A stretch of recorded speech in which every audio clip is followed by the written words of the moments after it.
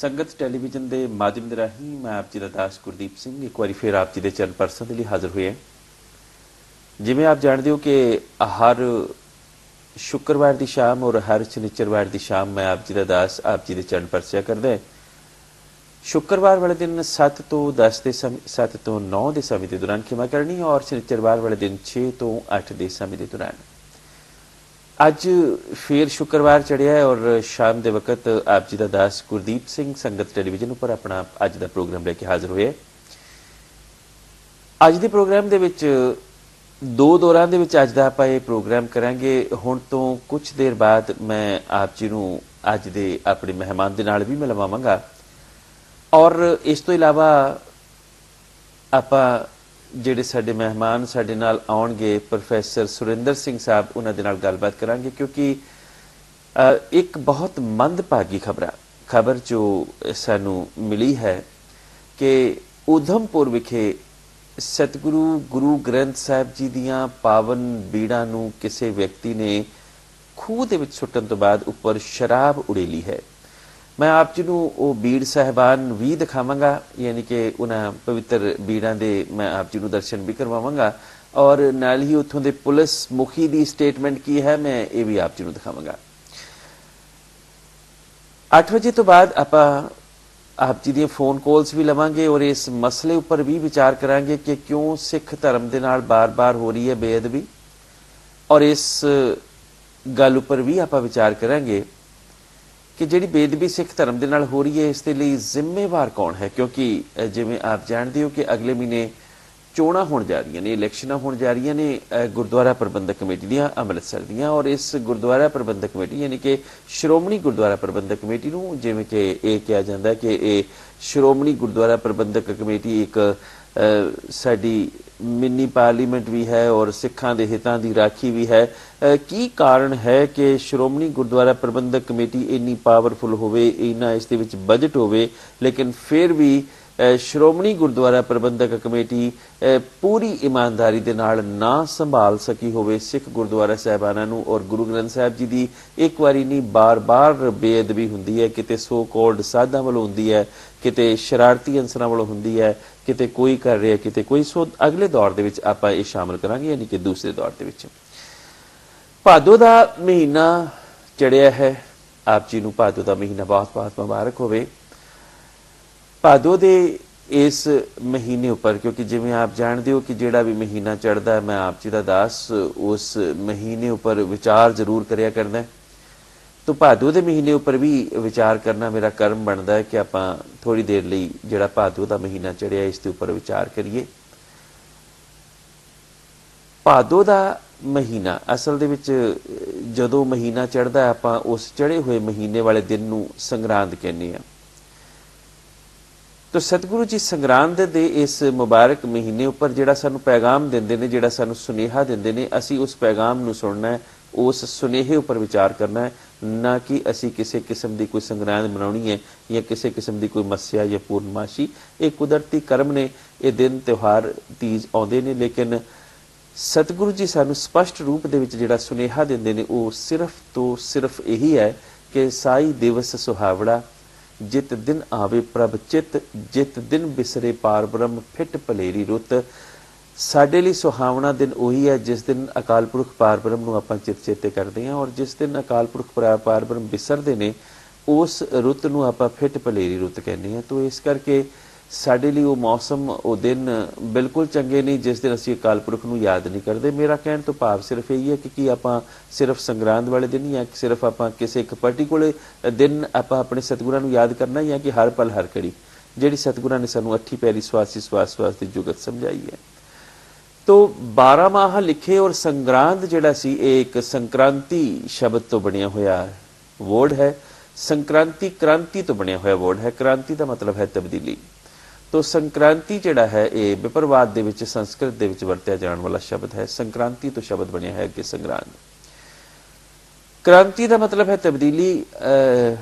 जिवें आम जिंदगी दे विच कोई तब्दीली आउंदी है तां उस तब्दीली नूं आपां कहने आ कि एक क्रांति आई है।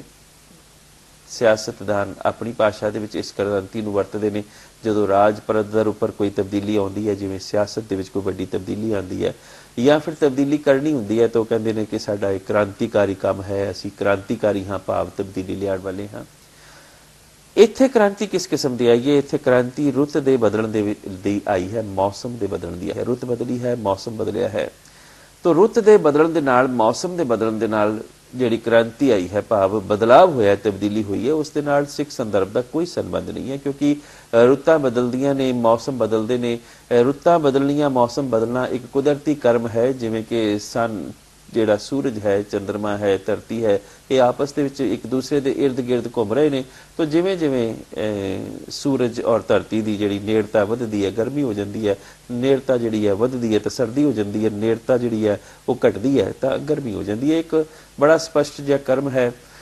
ਪਰ ਗੱਲ ਸਮਝਣ ਵਾਲੀ ਇਹ ਹੈ ਕਿ ਜਿਵੇਂ ਸਾਨੂੰ ਚੰਨ ਚਮਕਦਾ ਨਜ਼ਰ ਆਉਂਦਾ, ਚੰਨ ਚਮਕਦਾ ਕਿਉਂ ਨਜ਼ਰ ਆ ਰਿਹਾ? ਕਿਉਂਕਿ ਉਸ ਉੱਪਰ ਸੂਰਜ ਦੀ ਰੋਸ਼ਨੀ ਪੈ ਰਹੀ ਹੈ। ਤੋ ਸੂਰਜ ਦੀ ਰੋਸ਼ਨੀ ਜਿੰਨੀ ਕੁ ਪਈ ਹੈ ਉਹਨਾਂ ਕੁ ਚੰਨ ਚਮਕਿਆ। ਜੇ ਅੱਧੇ ਚੰਨ ਉੱਪਰ ਰੋਸ਼ਨੀ ਪਈ ਹੈ ਤਾਂ ਚੰਨ ਅੱਧਾ ਨਜ਼ਰ ਆਉਂਦਾ। ਲੇਕਿਨ ਇਹਦਾ ਮਤਲਬ ਇਹ ਨਹੀਂ ਕਿ ਚੰਨ ਅੱਧਾ ਹੋ ਗਿਆ, ਚੰਨ ਉਸ ਵਕਤ ਵੀ ਪੂਰਾ ਹੁੰਦਾ ਹੈ। ਪਰ ਮਨੁੱਖ ਦਾ ਇੱਕ ਭਰਮ ਹੈ, ਮਨੁੱਖ ਨੇ ਆਪਣੇ ਝੰਡੇ ਉੱਪਰ ਵੀ ਅੱਧਾ ਚੰਨ ਛਾਪ ਦਿੱਤਾ ਕਿ ਸ਼ਾਇਦ ਚੰਨ ਅੱਧਾ ਹੈ। ਚੰਨ ਕਦੀ ਨਹੀਂ ਅੱਧਾ, ਚੰਨ ਪੂਰਾ ਹੀ ਹੈ, ਲੇਕਿਨ ਰੋਸ਼ਨੀ ਅੱਧੀ ਪਈ ਹੈ। ਜੇ ਰੋਸ਼ਨੀ ਬਿਲਕੁਲ ਨਹੀਂ ਪਈ ਤਾਂ ਉਸ ਪਾਸੇ ਵੱਲ ਹਨੇਰਾ ਹੈ।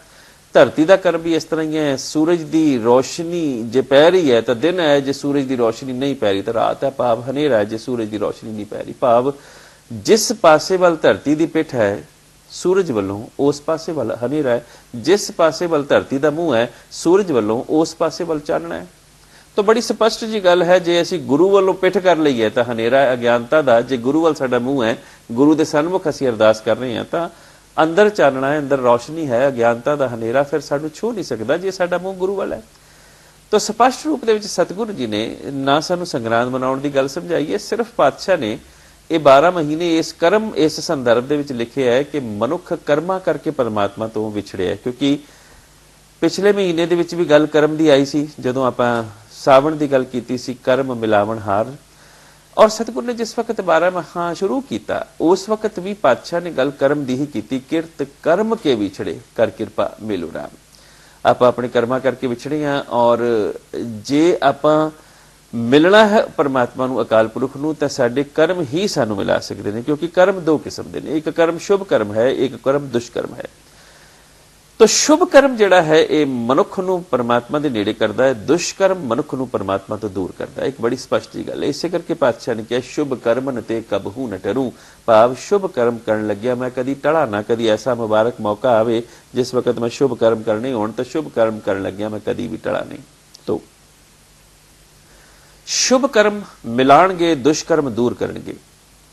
ਹੈ ਉਹ ਵੀ ਕਰਮ, ਹੈ ਉਹ ਵੀ ਕਰਮ। ਜਿਵੇਂ ਚੋਰੀ ਦੁਸ਼ਕਰਮ ਹੈ, ਡਾਕਾ ਦੁਸ਼ਕਰਮ ਹੈ, ਬੇਈਮਾਨੀ ਦੁਸ਼ਕਰਮ ਹੈ। ਲੇਕਿਨ ਸਤਿਗੁਰ ਦੀ ਸੇਵਾ ਦੇ ਵਿੱਚ ਧਰਮ ਨਿਭਾਉਣਾ ਮਨੁੱਖ ਦਾ ਸ਼ੁਭ ਕਰਮ ਹੈ।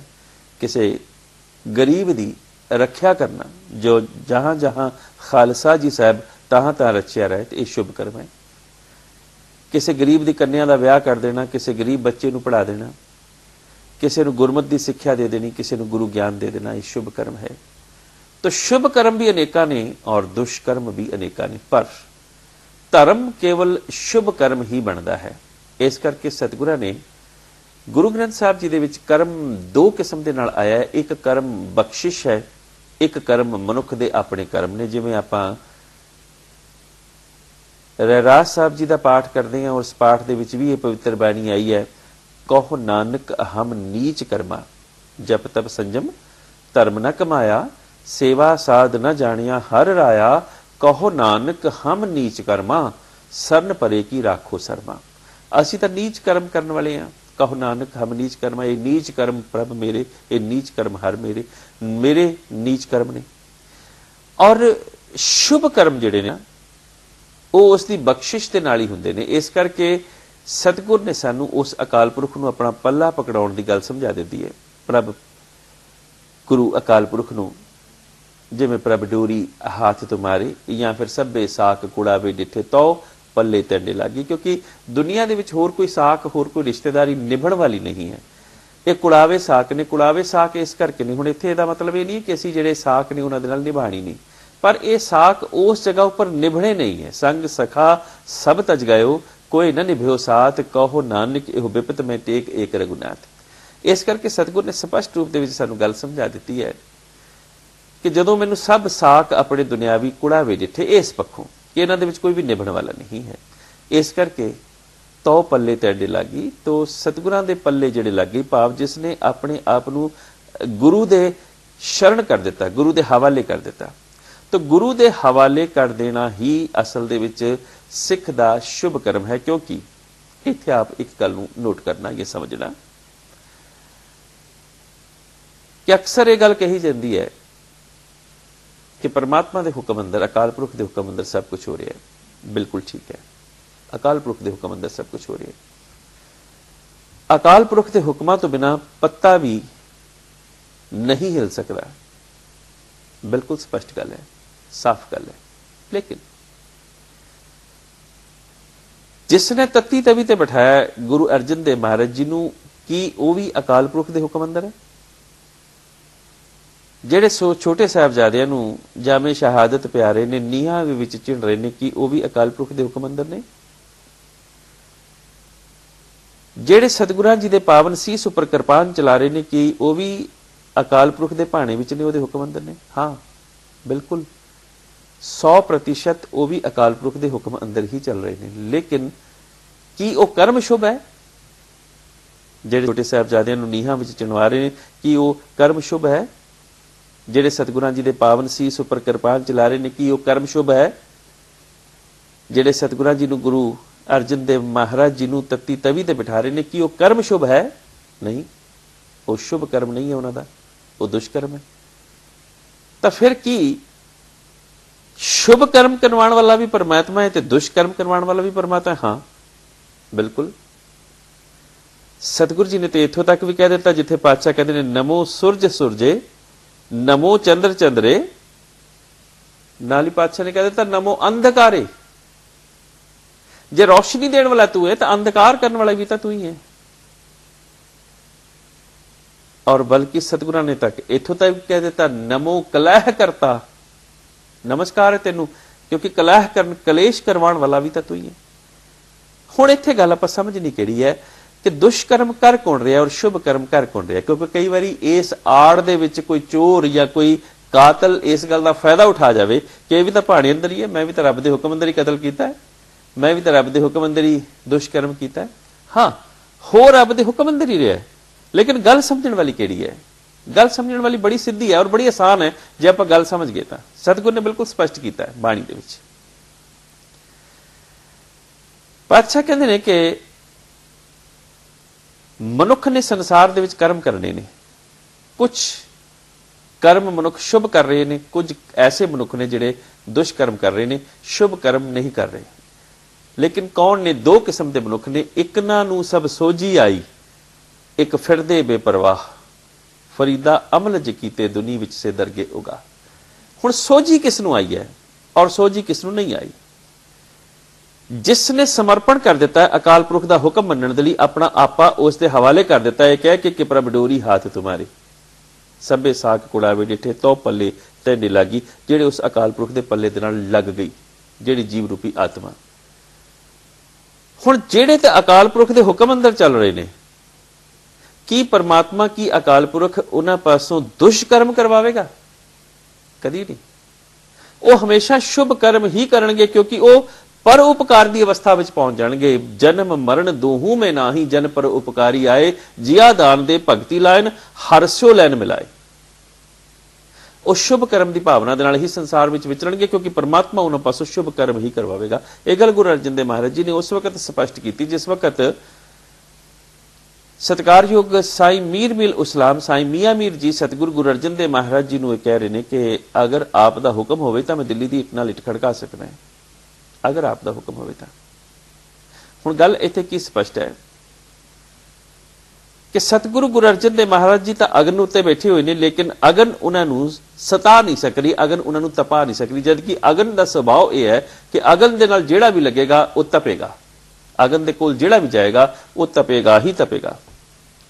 ਜਿਹੜਾ ਤਾਪ ਹੈ ਨਾ, ਤਾਪ ਕਰਿਆ ਕਰਦੇ ਸਨ, ਉਹ ਤਾਪ ਕੌਣ ਕਰਿਆ ਕਰਦੇ ਸਨ? ਤਪੀਸਰ ਲੋਕ, ਜਿਹੜੇ ਧੂਣੀਆਂ ਬਾਲ ਕੇ ਆਪਣੇ ਸਰੀਰ ਨੂੰ ਤਪਾਇਆ ਕਰਦੇ ਸਨ, ਕਿਉਂਕਿ ਅਗਨ ਦਾ ਮਨੋਰਥ ਤਪਣਾ। ਜਿਵੇਂ ਬੱਚੇ ਨੂੰ ਬੁਖਾਰ ਚੜ ਗਿਆ ਔਰ ਆਪਾਂ ਕਹਿੰਦੇ ਤਾਪ ਚੜ ਗਿਆ। ਤਾਪ ਕਿਉਂ ਚੜਿਆ? ਕਿਉਂਕਿ ਸਰੀਰ ਜਿਹੜਾ ਉਹ ਗਰਮ ਹੋ ਗਿਆ, ਤਾਂ ਗਰਮੀ ਦਾ ਪ੍ਰਤੀਕ ਹੈ ਤਾਪ। ਹੁਣ ਸਤਿਗੁਰੂ ਜੀ ਤੱਤੀ ਤਵੀ ਤੇ ਬੈਠੇ ਨੇ, ਲੇਕਿਨ ਤਾਪ ਫਿਰ ਵੀ ਨਹੀਂ ਚੜ ਰਿਹਾ, ਜਦ ਕਿ ਜਿਹੜੇ ਤੱਤੀ ਤਵੀ ਦੇ ਕੋਲ ਖੜੇ ਨੇ, ਸਾਈਂ ਮੀਆਂ ਮੀਰ ਜੀ, ਚੰਦੂ, ਰੇਤਾ ਪਾਉਣ ਵਾਲੇ, ਜਾਂ ਫਿਰ ਗੁਰੂ ਅਰਜਨ ਦੇਵ ਮਹਾਰਾਜ ਜੀ ਨੂੰ ਸ਼ਹਾਦਤ ਦੇ ਲਈ ਤੱਤੀ ਤਵੀ ਤੇ ਬਿਠਾਉਣ ਦਾ ਹੁਕਮ ਜਾਰੀ ਕਰਨ ਵਾਲੇ ਵਕਤ ਦੇ ਹਾਕਮ ਨੂਰਦੀਨ ਜਹਾਂਗੀਰ ਵਰਗੇ ਬੰਦੇ, ਉਹ ਅੰਤ ਤੋਂ ਬਿਲਕੁਲ ਦੂਰ ਨੇ, ਲੇਕਿਨ ਉਹ ਤਪ ਸਾਰੇ ਤਪੇ ਹੋਏ ਨੇ। ਸਤਿਗੁਰ ਅਗਨ ਤੇ ਬੈਠ ਕੇ ਵੀ ਤਪੇ ਹੋਏ ਨਹੀਂ, ਔਰ ਮੌਸਮ ਵੀ ਤੱਤਾ ਹੈ, ਰੁੱਤ ਵੀ ਤੱਤੀ ਹੈ, ਸਮਾਂ ਵੀ ਤੱਤਾ ਹੈ, ਮਹੀਨਾ ਵੀ ਤੱਤਾ ਹੈ। ਸਾਈਂ ਮੀਆਂ ਮੀਰ ਜੀ ਉਸ ਵਕਤ ਆਏ ਨੇ ਜਦੋਂ ਸਭ ਕੁਝ ਤੱਤਾ ਹੀ ਤੱਤਾ ਹੈ। ਚੰਦੂ ਵੀ ਤੱਤਾ ਹੈ, ਰੇਤਾ ਵੀ ਤੱਤੀ ਹੈ, ਅੱਗ ਵੀ ਤੱਤੀ ਹੈ, ਤਵਾ ਵੀ ਤੱਤਾ ਹੈ, ਵਕਤ ਦਾ ਹਾਕਮ ਵੀ ਤੱਤਾ ਹੈ। ਔਰ ਜੇ ਸਾਈਂ ਮੀਆਂ ਮੀਰ ਜੀ ਨੇ ਕਿਹਾ ਕਿ ਮੈਂ ਲਾਹੌਰ ਦੀ ਇੱਟ ਨਾਲ ਇੱਟ ਖੜਕਾ ਸਕਦਾ, ਤਾਂ ਖਿਮਾ ਕਰਨੀ ਇੱਕ ਵਕਤ ਉਹ ਵੀ ਤੱਤੇ ਹੋ ਗਏ। ਲੇਕਿਨ ਨਹੀਂ ਤੱਤੇ ਹੋਏ ਤਾਂ ਗੁਰੂ ਅਰਜਨ ਦੇਵ ਮਹਾਰਾਜ ਜੀ ਕਿਉਂ ਨਹੀਂ ਤੱਤੇ ਹੋਏ? ਕਿਉਂਕਿ ਗੁਰੂ ਅਰਜਨ ਦੇਵ ਮਹਾਰਾਜ ਜੀ ਕਹਿਣ ਲੱਗੇ, ਸਾਈਂ ਜੀ ਤੁਸੀਂ ਜਿਸ ਦੀ ਇੱਟ ਨਾਲ ਇੱਟ ਖੜਕਾਉਣ ਦੇ ਲਈ ਕਹਿ ਰਹੇ ਹੋ, ਕਿ ਉਸ ਨੇ ਸਾਨੂੰ ਤੱਤੀ ਤਵੀ ਤੇ ਬਿਠਾਇਆ? ਪ੍ਰਸ਼ਨ ਇਹ ਹੈ ਕਿ ਉਸ ਨੇ ਸਾਨੂੰ ਤੱਤੀ ਤਵੀ ਤੇ ਬਿਠਾਇਆ? ਪਾਤਸ਼ਾਹ ਕਹਿੰਦੇ, ਉਲਾਹਨੋ ਮੈਂ ਕਾਹੂ ਨਾ ਦਿਓ, ਮਨ ਮੀਠ ਤੁਹਾਰੂ ਕੀਓ, तेरा किया मीठा लागे। जैसी आज्ञा कीनी ठाकुर तिस्ते मुख नहीं मोरियो। जिस तरह मैनू अकाल पुरख ने आज्ञा दी, मैं उस तो मुख नहीं मोड़िया। इसका मतलब मैं अकाल पुरख की हुक्म, ओदी रजा, ओदी आज्ञा के मुताबिक, क्योंकि सतगुर ने स्पष्ट किया, जय बिसाले तो बैसा स्वामी, भावें तत्ती तभी होवे। जय बिसाले तो बैसा स्वामी, जय भेजे ता जावा, सब नगरी में इको राजा, सबे पवित्र हंसावा। सब नगरी में इको राजा का अंतरी भाव मतलब की है? सब नगरी में इको राजा का मतलब कि हर जगह उपर अकाल पुरख का ही हुक्म वरत रहा है, होर किसी का हुक्म नहीं वरतेगा। एक अकाल पुरख का हुक्म हर जगह ते वरत रहा है। सब नगरी में इको राजा। दुनिया के जिन्ने भी राजे ने ਉਹਦੇ हुक्म अंदर चल रहे हैं। राजे की हुक्म अंदर चल रहे हैं। दुनिया च हर चीज ਉਹਦੇ हुक्म अंदर चल रही। भै विच चले लख दरियाओ, वो भै की है?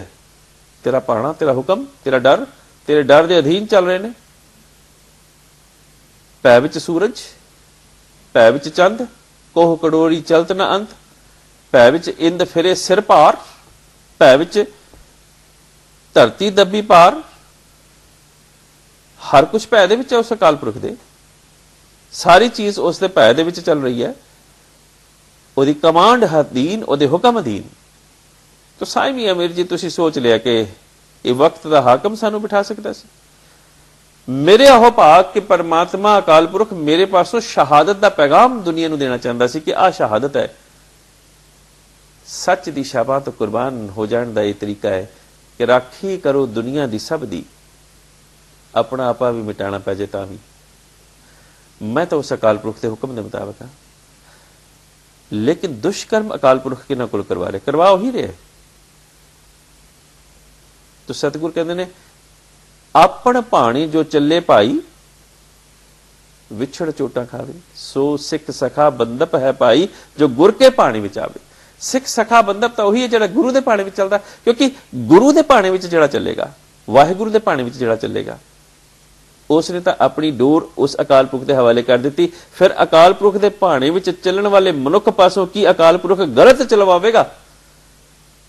उस पासों कभी गलत चलवावेगा ही नहीं, वो हमेशा ही ठीक चलेगा। उसका रस्ता हमेशा सही होएगा। सतगुरां दा रस्ता हमेशा ही ठीक रहा है। तो जिसका रास्ता ठीक नहीं है वो भी उसके हुक्म अंदर ही, लेकिन क्योंकि वो गुरु के भाणे विच नहीं चले, वो अपने भाणे विच चले ने, इस करके विछड़ चोटा खावे। वो विछड़ के चोटा ही खाणगे। इस करके जिहड़े दुष्कर्म कर रहे हैं, चाहे वो तत्तियां तवियां ते बिठाउण वाले, चाहे वो नीआं च चिणवाण वाले, चाहे किरपान चलाउण वाले, या कोई भी होर किस्म के दुष्ट लोग, उन्हां दे हिस्से दुष्कर्म क्यों आया?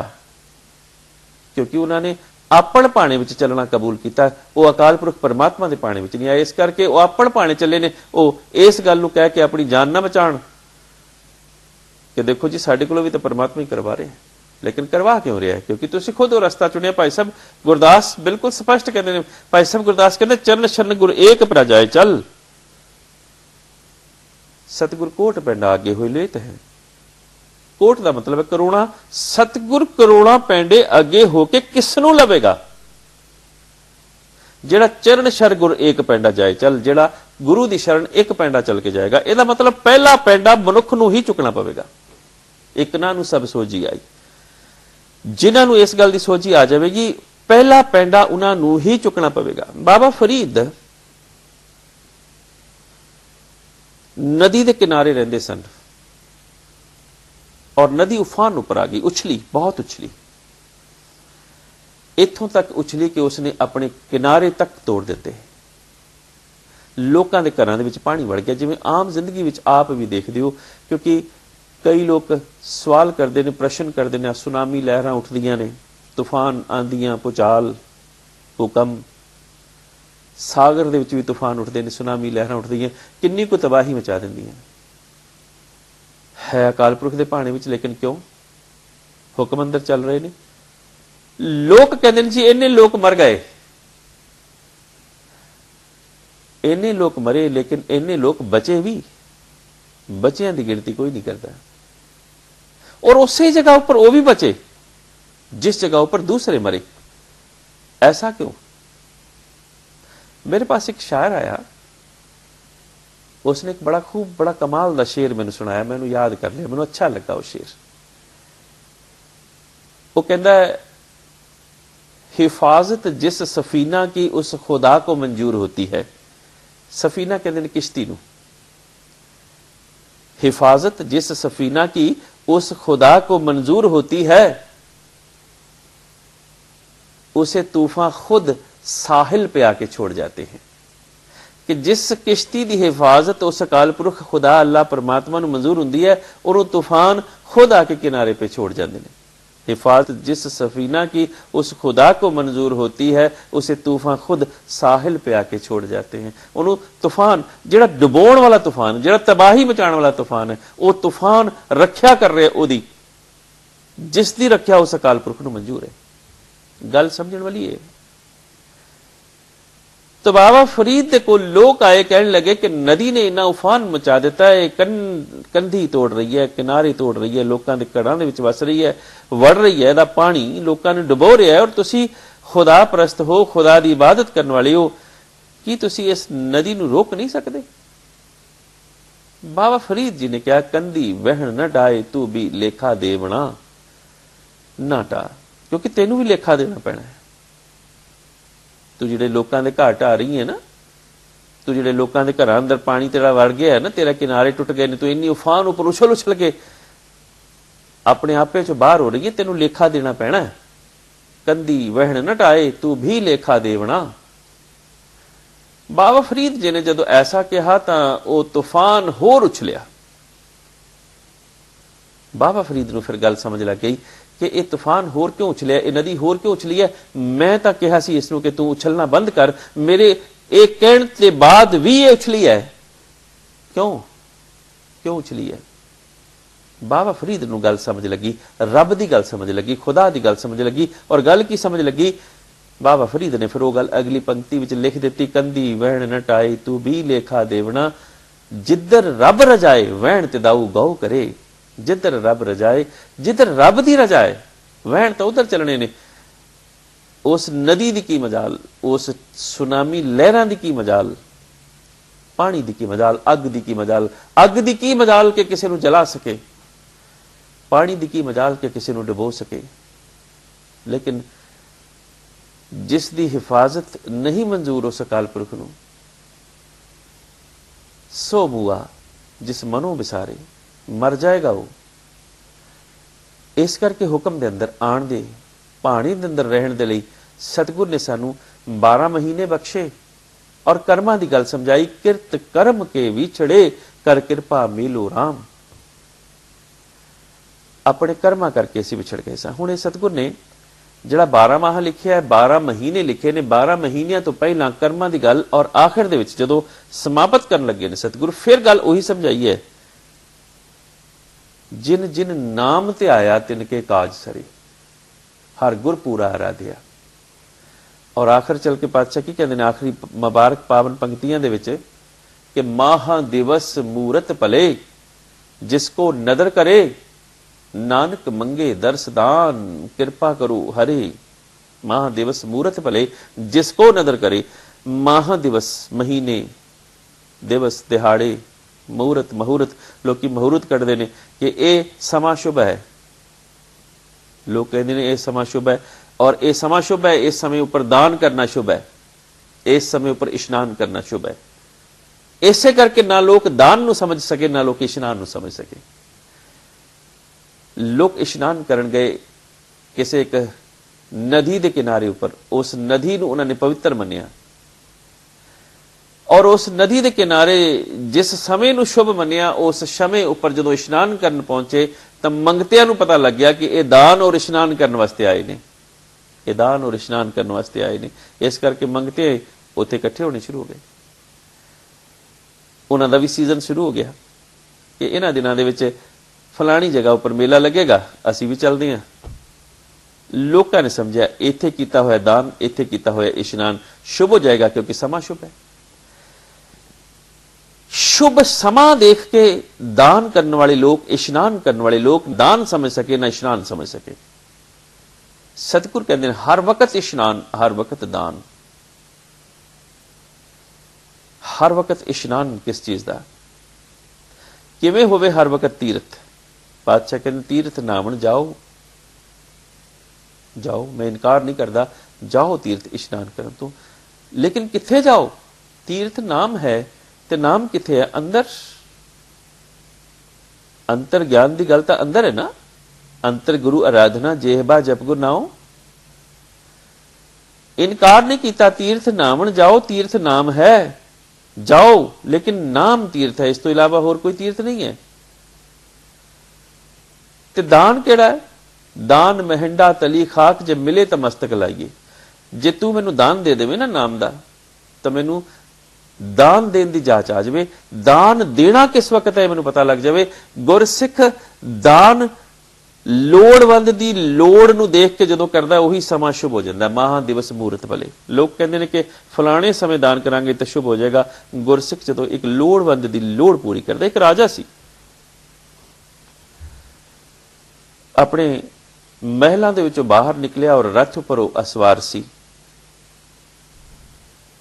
और एक व्यक्ति नूं भुख लगी हुई सी, बड़ी जबरदस्त भुख लगी हुई सी। उसने राजे दे अगे हाथ जोड़े और इशारा किया कि मैं भुखा हां, मैनूं भुख लगी है। राजे ने समझा भीख मंगदा है, मांगो भीख ही रहा सी, मांग तो भीख ही रहा सी। तो राजे ने अपनी शाल उतारी और उस दे वल सुट्टी। बड़ी कीमती शाल सी, दुशाला सी, बड़ा कीमती सी, राजे का दुशाला सी। रात का समा सी, राजा 10-11 बजे अपने महल चो अक्सर बाहर निकलिया करता सी, ये देखने वास्ते कि उसके राज विच कोई दुखी तो नहीं। रात वक्त राजे बाहर निकलिया करते सन देखने वास्ते कि उन्होंने राज विच कोई दुखी नहीं। उस वक्त तक सब दुकानां, सब होटल, सब रेस्टोरेंट आदि बंद हो चुके होंदे सन। राजा उस मंगते वाल देखता, मंगता इशारा करता कि मैं भुखा हाँ, मैनूं भुख लगी। राजा अपनी शाल उतारता है, दुशाला, और उहदे वल सुटदा है। दूसरे दिन राजे की बड़ी तारीफ हुंदी महल दे विच कि राजा साहब तुहाडे वर्गा दानवीर कोई नहीं, तुहाडे वर्गा दानी कोई नहीं। इन्ना कीमती दुशाला तुसीं उस कुबड़े भुखे फकीर नूं दान दे दिता, तुहाडे वर्गा तां दानी कोई नहीं है। राज दे विच जिहड़ा राज पुरोहित सी वो बहुत सियाणा सी, नेक सी। उसनूं वजीर का दर्जा दिता होया सी राजे ने। राजा चाहता सी कि राज पुरोहित भी उसकी तारीफ करे, राज दे विच जिहड़ा वजीर है उसका वो भी तारीफ करे उसकी। राजे ने उस वजीर वाल देखा, कहने लगा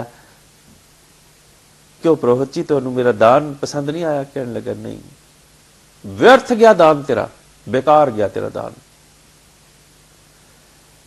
जेडे दूसरे स्वार्थी वजीर सन कहने लगे राजा साहब तुसी इन्ना कीमती दुशाला उस इन्ने गरीब कुबड़े जे व्यक्ति नूं दान दे दिता, इस करके सड़ गया तुहाडे कोलों, ਇਹਦੇ ਕੋਲ ਬਰਦਾਸ਼ਤ नहीं हो रहा, ਇਹ समझदा कि वो कीमती दुशाला मैनू मिलना चाहिए सी। राजे ने उस वजीर वाल देखा, कहने लगा कि वजीर तू ऐसा ही चाहना? कहता हाँ मैं ऐसा ही चाहना, वो दुशाला मैनू ही मिलना चाहिए सी। राजा कहने लगा कि तुसी वो दुशाला तुहानू चाहिए सी, तुसी मैनू दस दिंदे, इदां दे मैं कई दुशाले तुहाडे तक पहुंचा दिंदा, पर तुसी अज मेरा मन तोड़ दिता है। मैं चाहना कि जिन्हें मेरा मन तोड़िया उसनू कोई सज़ा मिले। मैं तुहानू इस देश तो, क्योंकि मैं मार तो सकदा नहीं तुहानू कि मैं बहुत मुहब्बत करदा सी किसी वक्त तुहाडे नाल, पर अज मेरा मन टुटिया, मैं देश तो निकाला देना तुहानू, निकल जाओ मेरे देश तो। ऐसी ईर्खा ऐसी भावना तुसी रखी है। वो कहने लगा कि मैं तेरे राज दे विच रहना भी नहीं चाहता, जिथे दान की कीमत नहीं पता, मैं तेरे राज चो बाहर निकलने लई तैयार हाँ, मैं जा रही हूं। पर तू राजा है, हर किसी की ख्वाहिश पूरी करदा, मेरी भी ख्वाहिश पूरी कर, मैनू दुशाला तो दे दे घट्टो घट। बाकी दे जिहड़े मंत्री मेरे वर्गे सन ना हूड़ मत, वो कहने लगे देखिया बादशाह इहदी सोच कितनी छोटी है, एक दुशाले उपर ही बैठा है, इन्ना कुछ तुसीं इहनूं देता है, हजे भी यह दुशाला ही चाहता है। राजा कहने लगा उस तरह के 11 दुशाले इसनूं दे दिओ और देश चों बाहर कढ दिओ। वो कहने लगा नहीं बादशाह नहीं राजा, मैनू उही दुशाला चाहिए है जिहड़ा तू रात उस भिखारी नूं, उस मंगते नूं जिन्होंने भुख लगी सी उन्होंने, मैनू उही दुशाला चाहिए, मैं होर कोई दुशाला लेना भी नहीं, लोड़ भी नहीं मैनू किसी होर दुशाले की। राजा कहने लगा ठीक। उन्हें सारे अपने सिपाही दौड़ा दिते कि जिथे भी वो कुबड़ा मिले उस पास वो दुशाला वापस ले आओ, और जिन्नी वो कीमत मंगे उन्नी कीमत अदा करो, पर वो दुशाला वापस लेके आओ। सवेर दे गए हुए सिपाही शाम वापस परते, लेकिन खाली हथ। वो कहने लगे कि वो मंगता तो मिलिया नहीं, कि जी मंगता तो मिलिया सी, पर उसदे कोल वो दुशाला नहीं सी। तुसी पुछया दुशाला किथे सी? कहने लगा जदों असीं पुछया तो तुहानू बहुत बुरा भला कह रहा सी। वो कहने लगा इन्ना कीमती मैं दान दिता फिर भी मैनू बुरा भला कह रहे, ऐसा क्यों? कारण पुछया? कहते जी हाँ कारण पुछया। कहता मैनू तो लगी सी भुख उस वक्त, तो उस दुशाले नूं मैं सिर च मारना सीगा। राजा किसी अपने बंदे नूं ये नहीं सी कह सकदा कि इहनूं रोटी पहुंचाओ, इहदी भुख मिटाओ। वो दुशाला लैके मैं सारी रात भटकदा रहा, रेस्टोरेंट बंद सन, दुशाले नूं कोई खरीदण वाला भी नहीं सी उस वक्त कि कोई खरीद लवे, मैं जिहड़ा पैसे वट के अपनी ढिड दी भुख मिटा सकां। दुशाला मैं खा नहीं सी सकदा। ऐसा गुस्सा चढ़िया कि मैं पाड़ पाड़ के दुशाला आखिर साड़ दिता। वजीर कहेगा बस बादशाह सलामत, मैं यही एहसास कराना चाहता सी कि दान देण लग्या भी जांच चाहिए है। सतगुर ने सानू वो जांच दी। पातशाह कहते हैं अकली साहिब सेविए अकली पाइए मान, अकली पढ़ के बूझिए अकली कीजिए दान। अकली साहिब सेविए, साहिब दी सिमरना भी मत दे नाल अकल दे नाल हुंदी है। विन गुण कीते भगत ना होई, नहीं हो सकती भगती, अपने अंदर गुण पैदा करने पैंदे भगत वाले। अकली साहिब सेविए अकली पाइए मान, अकली पढ़ के बूझिए अकली कीजिए दान। अकल दे नाल ही दान किया जाता है और अकल का ही इशनान है। इस करके सतगुर ने सानू सोझी दे दी, मत दे दी। लेकिन उस मत उपर नहीं चलेगा जिहड़ा मनमतिया है, वो जिहड़ा गुरमत उपर चलेगा, गुरमत होके ही गुरमार्ग मिलेगा। जिहड़ा गुरमार्ग उपर चलता है उसके कर्म हमेशा शुभ होंगे। इस करके सतगुर कहते हैं माह दिवस मुहूर्त भले, उहदे लई वो महीना भी शुभ है, वो दिन भी शुभ है, वो मुहूर्त भी शुभ है। जिसको नदर करे नानक मंगे दर्श दान, कृपा करो हरे। सतगुरा ने दान मंगिया दर्शना का उस अकाल पुरख तो। इस संदर्भ दे विच पातशाह ने 12 महीने तक लिखे, लेकिन गल सतगुर ने कर्मां दी ही समझाई है। इस करके आप 12 महीने पढ़ के देख लेना, उहदे विच विद्वत मेन जिहड़ी गल आपनूं मिलेगी वो कर्मां दी ही है, क्योंकि किरत कर्म के विछड़े। तो भादो का मुबारक महीना चढ़िया, भादो परम भुलाणियां दूजे लगा हेठ। लख सिघार बनाया कारज नाही केत, जिस जित दिन दे बिनससी, तित वेले कैसन प्रीत, पकड़ चलायन दूत जम किसे न देनी पेत, छड़ खड़ोते खिने माहे जिन स्यो लगा हेत, हाथ मरोड़े तन कपे स्वाह हुआ सेत, जेहा बीजे सो लुणे कर्मा संदड़ा खेत। सतगुरां ने गल कर्मां दी समझाई है। भादो का महीना जिस वक्त चढ़ता है तो सतगुर ने भादो नूं भरम भुलाणियां क्यों कहा है? कदी बदल चढ़ते हैं और छाईमाई हो जाते हैं, कदी बदल नहीं चढ़े होंगे, एकदम धुप चढ़ी होंगी तो एकदम काणियां पैणियां शुरू हो जांदियां ने। ये भरम भुलाणियां ही ने। इदां ही मनुख के जीवन दे विच भी भरम भुलेखे, भरम भुलाणियां, भादोए भरम भुलाणियां। लेकिन मनुख की जिंदगी दे विच किहड़ियां भरम भुलावणियां ने? दूजे लगा हित। उसका जिहड़ा हित है वो एक अकाल पुरख नूं छड्ड के दूजे नाल है। दूजी की है? माया। दूजा रूप माया है संसार दे विच। और खिमा करनी लोकां ने धर्म दे विच भी माया लै आंदी है। अज लक्ष्मी पूजन का दिन है, लक्ष्मी धन दी देवी है, धर्म दे विच भी माया। अज चिंतपूर्णा का दिन है, चिंता मिटाण वाली। और सतगुर कहते हैं इच्छा पूरक सर्ब सुख दाता हर जाके वस है काम देना। काम देना गऊ जिहड़ी लोकां दी इच्छावां पूरीआं करदी। सतगुर कहते मैं तैनूं सीधी डायरैक्ट अप्रोच देना उस अकाल पुरख दे अगे जिस दे वस है वो काम देना। सो ऐसा हर ते आईए मेरे जेड़े तां सर्ब सुख पावे मेरे मना। सतगुर सानूं एक सुख देना चाहते हैं, आत्मक सुख, आनंद। आनंद आनंद सबको कहे, आनंद गुरु ते जानिया। जानिया आनंद सदा गुर ते। दूजे नाल हेत लगेगा तो मनुख भरम भुलेखे दे विच है। इस करके मनुख ने कई देवी कई देवते बना ले, कई देवियां बना लईआं, भरम भुलेखा शुरू हो गया। कई वर्त रखने शुरू कर दिते, भरम भुलेखा शुरू हो गया। कई किस्म दीआं टिक्के बना ले, कई किस्म दे कर्म कांड बना ले। केतियां कन कहानियां, केते वेद विचार, केते नचे मिलते, गिड़मिड़ पूरे ताल, बाजार ही बाजार में आए कड्डे बाजार, गावे राजे रानियां, बोले आल पताल। कई किस्म का मनुख ने।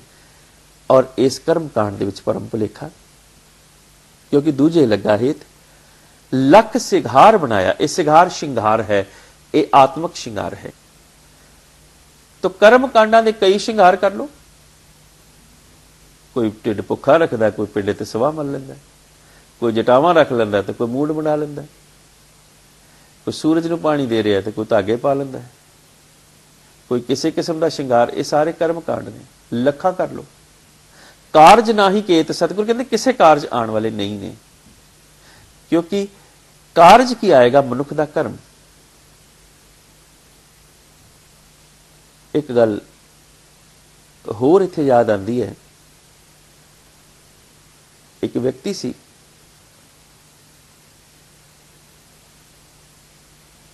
और उसनूं राज प्राप्त होया। उसके मन च ख्याल आया कि मैनू राज प्राप्त होया, क्योंकि राजा इस तो वड्डा होर स्वर्ग की होएगा। जे आपां दुनियावी तौर पर देखिए तो राजे नूं किस गल की कमी है, उसनूं सारे दुनियावी सुख साधन मुहैया होंदे ने। लेकिन उसके मन च ख्याल आया कि मैनू राज क्यों मिलिया, मुक्ति क्यों नहीं मिली। आखिर मैं कोई तो कर्म किया होना, कोई तो ऐसा शुभ कर्म किया होना। मेरे विद्यार्थी मेरे पास सवाल पूछते हैं कि जी 4 दुनिया के मेजर रिलीजन ने जिहड़े रीइनकॉर्नेशन यानी कि पुनर्जन्म च विश्वास ही नहीं रखते, पुनर्जन्म च भरोसा ही नहीं रखते, 4 ऐसे मेजर रिलीजन ने। तो मैं उन्होंने सीधा और स्पष्ट जवाब देना कि जे पुनर्जन्म ही नहीं है, रीइनकॉर्नेशन नहीं है, रीबर्थ नहीं है, मनुख ने दोबारा नहीं आना या किसी भी जून च नहीं जन्मना, तो फिर मैं शुभ कर्म क्यों करा। एक सवाल है। जब मैं दोबारा जन्मना ही नहीं, दोबारा मैनू मेरे कीते कर्मां दे मुताबिक, क्योंकि सतगुर ने कहा ना मनमूर्ख काहे बिलाइए पूर्व लिखे का लिखिया पाइए। ये पूर्व लिखे का लिखिया जिहड़ा आपां दुख या सुख के रूप दे विच पा रहे हैं, अगर ये अगला जन्म ही नहीं है तो फिर मैं शुभ कर्म क्यों करा। फिर शुभ कर्म का फलसफा ही फेल हो जाएगा। वो यही कारण है कि जिहड़े लोग रीइनकॉर्नेशन ते बिलीव नहीं करते उन्हां च ज्यादा भ्रिष्टाचार है।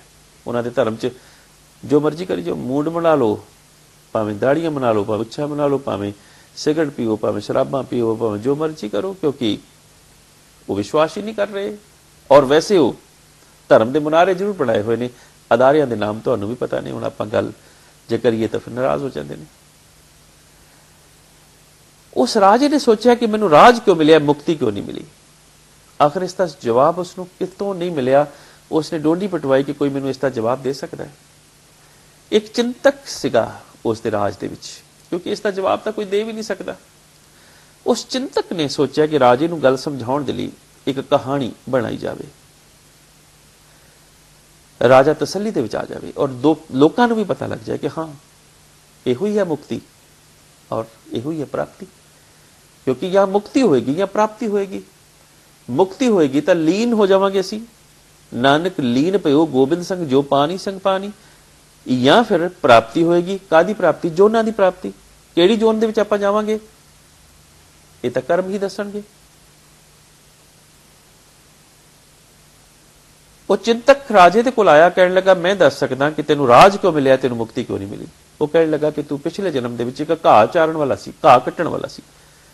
उन्हां दिनां दे विच लोकां दे कोल घोड़े होया करदे सन और घोड़ियां नूं घाह चाहीदा हुंदा सी और वो क्योंकि अज लोकां नूं कारां ने ते पेट्रोल चाहीदा है, उदों घोड़े ने ते घाह चाहीदा। तो घाह कट कट के वो लोकां नूं पहुंचाया करदा सी और धन कमाया करदा सी, चंगा अमीर सी वो। आखिर उसके मन में ख्याल आया कि मैं भी कोई तीर्थ जाके देखा कि लोग सारी तीर्थ ते जा रहे ने, तीर्थ है कि? वो तीर्थ उपर चला गया, किसी नदी उपर जिथे लोग इकट्ठे हुए सन, आरतियां उतार रहे सन, मंगते अनुदान दे रहे सन, तीर्थ लगा हुआ सी, इशनान कर रहे सन। चिंतक कहने लगा कि राजन तुसी भी उस जगह उपर चले गए, तुहाडे कोल उस दिन दी कमाई सी, बोरी दो एक भरियां भी होईयां सन, गड्ढा भी सी, घाह कट्टण वाला जंतर भी सी, सब कुछ सी, तुसी सब कुछ दे नाल उत्थे चले गए। लोग इशनान कर रहे सन, सूरज डुब रहा सी, तुसी भी इशनान करने के लिए कपड़े उतारे। जिस तरह ही तुसी कपड़े उतारे तुहाडे कन्नां विच एक चीख पई, एक बिरध माता दी आवाज़ वो चीख रही सी। तुसी उस चीख दे वल वधे ते की देखिया कि एक बिरध माता अपने 10 वरियां दे बच्चे नूं लैके चिल्ला रही है कि मेरे बच्चे नूं कोई बचाओ, क्योंकि उसनूं सूल पिया होया सी, पेट दे विच वो तड़फ रहा सी। तो राजन तुसी उस वक्त घाह कट्टण वाले दे रूप दे विच सो और नस के तुसी उस जगह उपर आए जिथे लोग इशनान कर रहे सन। तुसी सबनां नूं कहा कि वो बिरध माता चीक रही, उसके बच्चे नूं बचाना है, चलो मदद करिए उसकी। किसी ने कहा कि मेरा इशनान का वक्त है, किसी ने कहा मेरा आरती का वक्त है, किसी ने कहा मेरा आरती का टाइम खुंज ना जाए, किसी ने कहा मैं थाड़ लैके दान करन जाना है, किसी ने कहा कि मैं चन्न देख के अपना वर्त खोलना है, किसी ने कुछ कहा, किसी ने कुछ कहा। थोड़े नाल चलण लई कोई तैयार ना होया। सारे धर्म दियां वो क्रियावां कर रहे सन जिन्होंने आपां कहने कूर क्रिया उर जो सब ही जग श्री भगवान को पेद न पायू। क्षमा करनी, बुरा नहीं मनना। राजन तुसी फिर गए उस बिरध माता वल और उसनूं पुछया कि मैं परदेसी हाँ, मैनूं डॉक्टर का पता दस, वैद का पता दस। उसने कहा कि गली के नुक्कड़ च एक वैद है।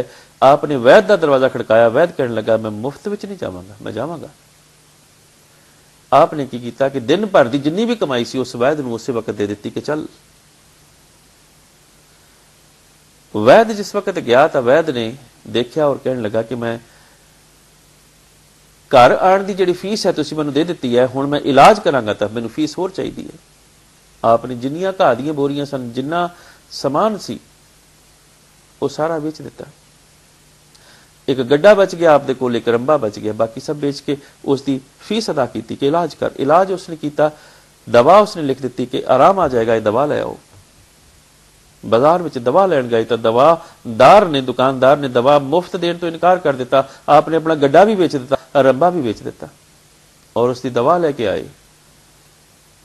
आपदा वो असल तीर्थ सी जो कि परीक्षा की घड़ी सी, उस विच आप सफल रहे। ये परीक्षा की घड़ी सब दे लई सी, सब ने उस वक्त चीख की आवाज सुनी सी, लेकिन कोई भी उस बिरध माता वाल नहीं आया। परीक्षा दे सब फेल हो गए, आप पास हुए। उस बिरध माता ने जदों दा बच्चा ठीक हो गया, आपदे जतना सदका आपने सारा कुछ अपना बेच के दवाई खरीद लई और उस बिरध माता नूं उसके बच्चे का जीवन दान दे दिता, असल दान। बिरध माता ने खुश होकर तुहाडे सीस ते हथ रखा और असीस दित्ती कि बच्चा जा तेरी मुक्ति हो गई। तुहाडी मुक्ति उस वक्त हो ही जानी सी। नाल ही उसने कहा कि जो मंगे तू मिले। आप दे जहन दे विच उस वक्त आया कि मैं राजा बना। अगर उस वक्त आप मुक्ति मंग लेंदे तो मुक्ति हो जानी सी, क्योंकि आपने मंगिया ही राज कि मैं राजा बना। क्योंकि आपके मन च हमेशा ही लालसा हुंदी सी कि कौन ने ऐसे लोग जिन्होंने कर्मा करके राज मिलता होएगा। आपने राज मंग लिया, राज मिल गया। जिवें गोपाल दास जी ने घोड़ा मंग लिया, गुरु हरगोबिंद महाराज जी को आप जानते हो साखी, उसने घोड़ा मिल गया। नहीं तो सतगुर तो उसनूं गुरगद्दी देण लई तैयार सन। जो मंग लिया वो मिल गया। तुहाडा कर्म मुक्ति करवावेगा, ना कि पानी दे विच कीता होया इशनान, ना कि भुखा रखिया होया पेट, ना कि कोई होर वस्तु, ना कि होर कर्मकांड, सिर्फ कर्म। तो लख सिंगार, इस तरह के लख सिंगार बना लो, जिन्ने मर्जी सूरज नूं पानी दे लो, जिन्ने मर्जी धागे पा लो, जिन्ने मर्जी चंद नूं थाड़ा दिखा लो, जिन्ने मर्जी भेख कर्मकांड, मुक्ति ना करा सकणगे। कारज नाही के ते जित दिन बेन बिन देह बिन ससी, जिस दिन बिनसेगी देह तित वेले कैसन प्रेत, उस वेले कहणगे प्रेत बीत चुका।